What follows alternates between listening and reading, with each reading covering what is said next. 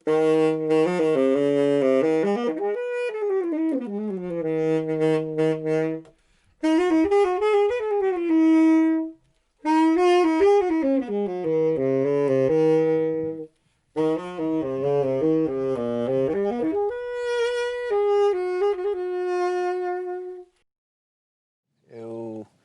o que acordo de neno é que o Concello de Barbadás sempre foi un concello de moita música, sobre todo en Sobrado. Sobrados tiña moitísimos músicos.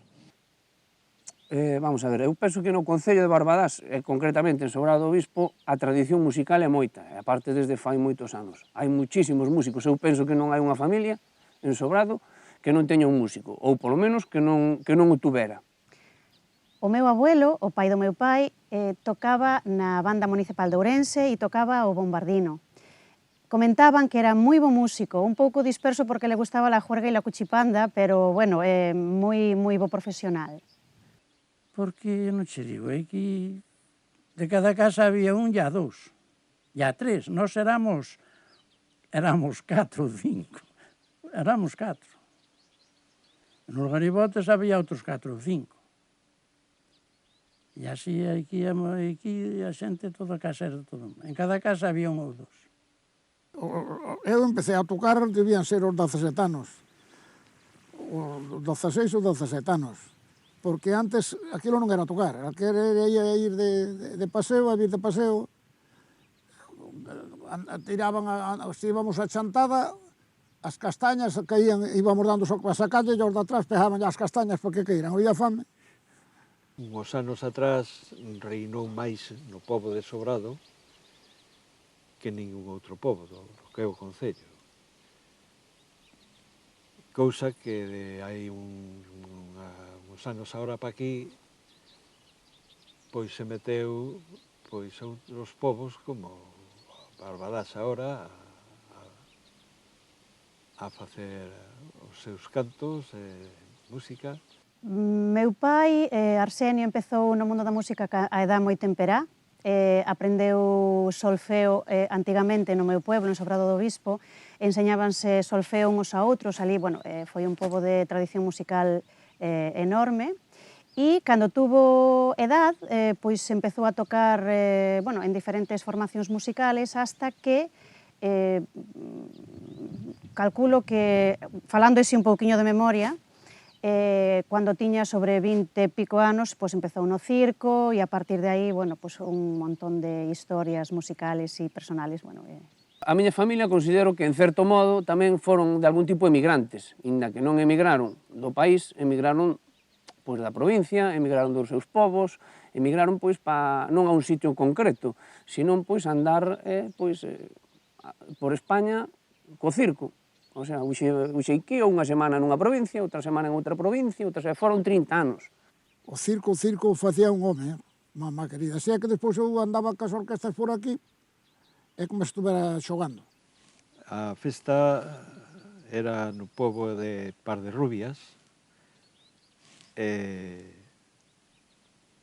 a chegado ali a festa, pois, nun descanso que dan as orquestas, o director que levaba aquela orquesta me oiu cantar ali na cantina e me dixo se quería cantar en orquesta. Eu creo, efectivamente, cando era pequena tamén, as veces que cantaba era na iglesia un pouquiño, ou incluso meu pai subíame a Sobrado, algunhas veces cantei con Sobrado tamén arriba. Pero claro, isto todo foi cambiando a raíz de conocer a música, que a maioría dos nenos nos pueblos pois non conocía a música. O noso pueblo, por exemplo, era un pueblo de Rianxo, de xente traballadora que só se dedicaba a traballar. E os nenos a xogar, pero non tiñan cultura musical ninguna. Entonces, polo menos, cando isto empezou, fíxonos apreciar outra serie de cousas tamén, e de escoitar, de oír, de amar a música, inda que non tuveramos estudios musicais. Porque normalmente era case do que vivíamos, da música. Eu había festas aquí os sábados e os domingos, e no campo, era onde pasábamos tocando, e ganaba 4 pesos. Naqueles tempos.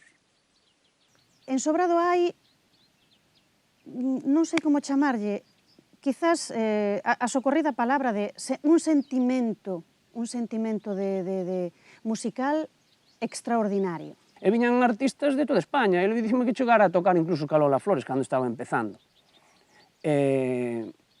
Bueno, el chamábano de tocar deses sitios porque, bueno, a verdade é que meu avó sí que era bo músico, tocaba nas 7 claves, como me dicía él. Eso quería decir que se viña un cantante e lle daban a partitura, tiñan que ser capaces de lelo a primeira vista, incluso de transportalo. Se o cantante lle dicía que estaba mal da voz, necesitaba que se tocara un tono máis abaixo.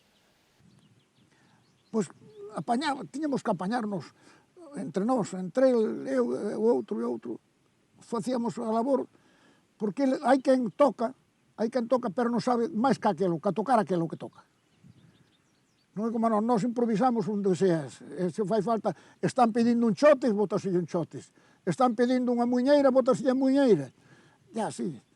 Pero para eso hai que ter dotes ou eu que sei. É o que hai que ter, non hai que ser, os orellas grandes como teño eu. Estar cunha persona e poder cantar ou facer voces ou facer, sabes, eso é super moi fermoso. E acórdome, cando era pequeno, cando tiña 6 ou 7 anos, ou así, que andaba subindo por ali, por a raba, e o meu abuelo estaba sentado ali no balcón, e entón eu pasaba por ali, ven aquí, dicíame, cántame unha terceira menor descendente. E eu facille, la, ai, descendente, díxenche, é que xa non ma faz nin descendente, xa non digo que fagas a terceira, pero polo menos fai na descendente. Gracias á labor que está fendo a Escola de Música de Barbadás, a verdad que hai unha xente nova que está surgindo que é moi prometedora, hai bastante inquietud no tema da música, e agora tamén nos pueblos, gracias aos obradoiros que se están fendo, que son moi importantes levar aos pueblos porque a xente maior ten moita máis dificultade de desplazarse ás escolas e tal. Entón, gracias a esos obradoiros que temos agora nos pueblos, naceu, por exemplo, o grupo no que estou agora, que é Belai Vai, que levamos 5 ou 6 anos facendo música tradicional, en Ventraces, con xente de todo o concello, e é moi importante que eso non se perda, que se siga levando aos obradoiros aos pueblos para que a xente que está nos pueblos que siga entrando na música como se está facendo hasta ahora. Entón, penso que estamos levando moi ben.